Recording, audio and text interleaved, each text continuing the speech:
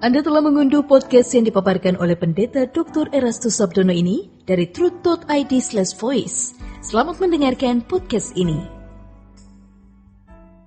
Shalom, Bapak, Ibu, dan saudara-saudara yang terkasih di dalam Tuhan. Kebenaran saat ini berjudul Perbuatan Baik.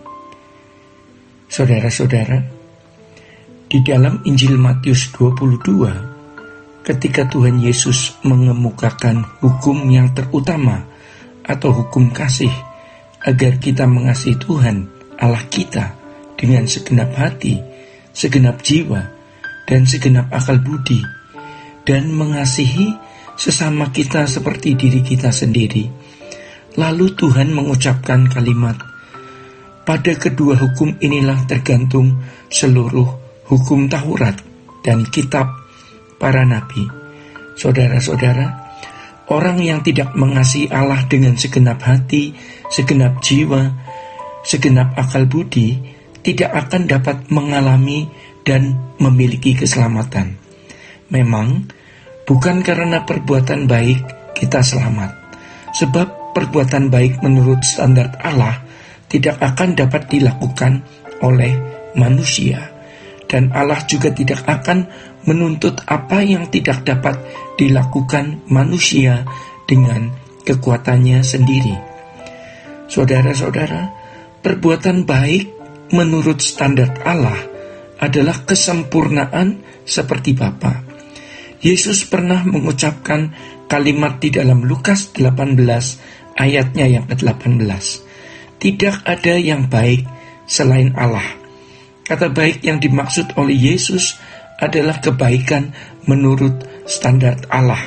Kemudian, Tuhan Yesus menambahkan pernyataannya di Injil Matius 19 ayatnya yang ke-21 sampai 23 agar dia melepaskan diri dari segala ikatan atau belenggu sehingga proses untuk menjadi baik menurut Allah dapat berlangsung.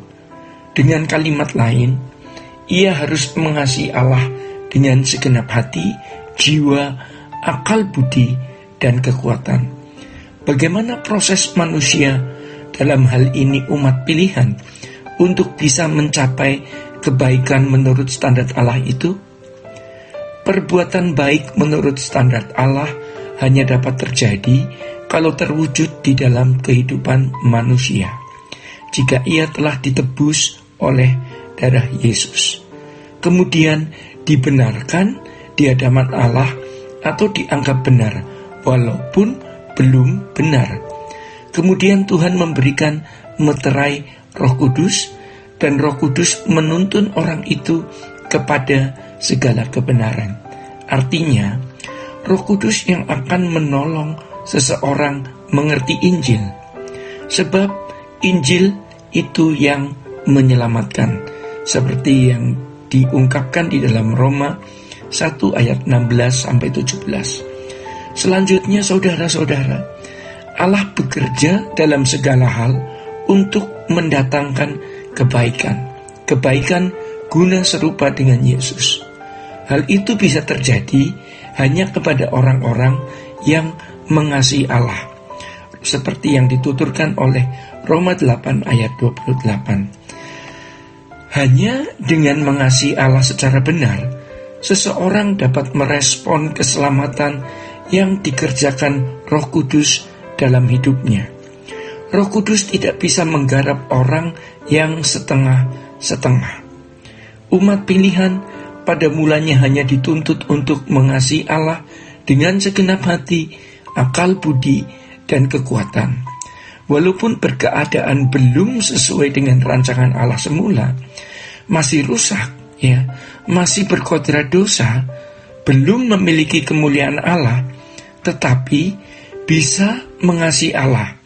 Kalau bagi bangsa Israel mengasihi Allah dengan segenap hati, segenap jiwa, segenap akal budi, dan kekuatan diwujudkan dengan melakukan hukum, tetapi bagi kita umat perjanjian baru tentu sudah melakukan hukum dulu dengan memberi diri digarap oleh Roh Kudus untuk bisa dikembalikan ke rancangan Allah semula.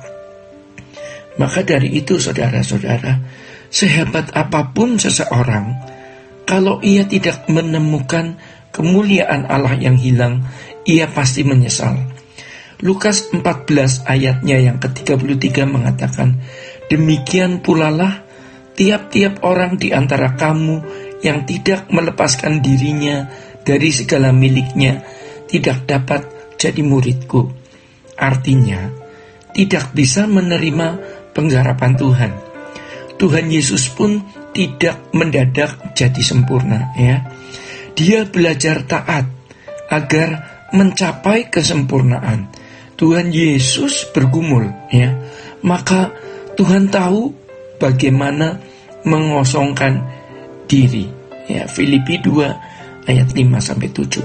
Jadi orang yang mau diubahkan oleh Allah haruslah yang mengasihi Allah lebih dari mengasihi siapapun dan apapun. Tuhan tidak bisa memuridkan atau mengubah orang yang tidak mengasihi Dia dengan segenap hati, jiwa, akal budi, dan kekuatan. Maka dari itu, Bapak Ibu yang dikasihi Tuhan dan saudara-saudara semua, jangan sampai kita terlanjur mengasihi dunia atau objek apapun dan siapapun lebih dari Tuhan, ya, sehingga kita tidak akan pernah bisa digarap oleh Allah dengan baik untuk mengalami dan memiliki keselamatan. Iblis itu cerdik, saudara-saudara. Pengalamannya bermiliar atau bertriliun tahun, ya.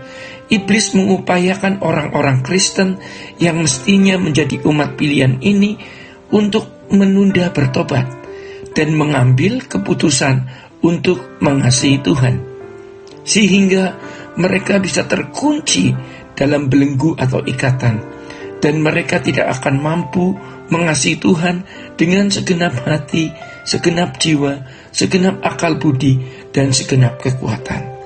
Ini dapat berlaku bagi siapa saja. Iblis mengunci atau membelenggu seseorang melalui berbagai sarana seperti materi, kekayaan, dan keindahan dunia ini.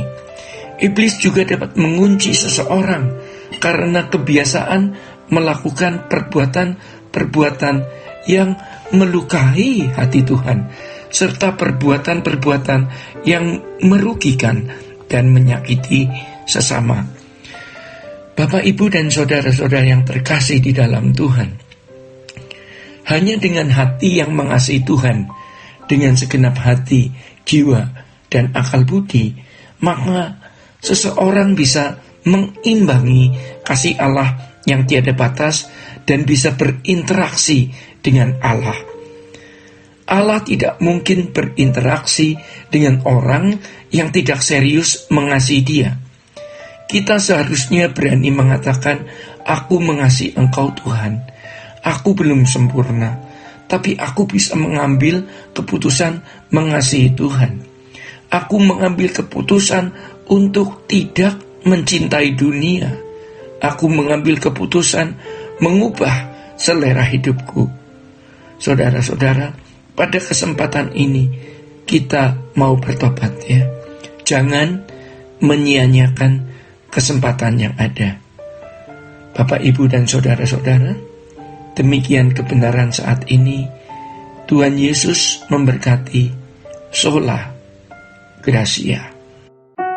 Untuk berlangganan renungan harian dalam bentuk cetak, silakan hubungi Truth Literatur di nomor telepon 0878 7870 7000. Untuk mendapatkan CD khotbah, MP3 renungan Truth, dan CD album lagu produksi Sola Gracia, Anda dapat menghubungi di hari dan jam kerja di nomor telepon 021 638 60953. Tuhan Yesus memberkati. Sola Gracia.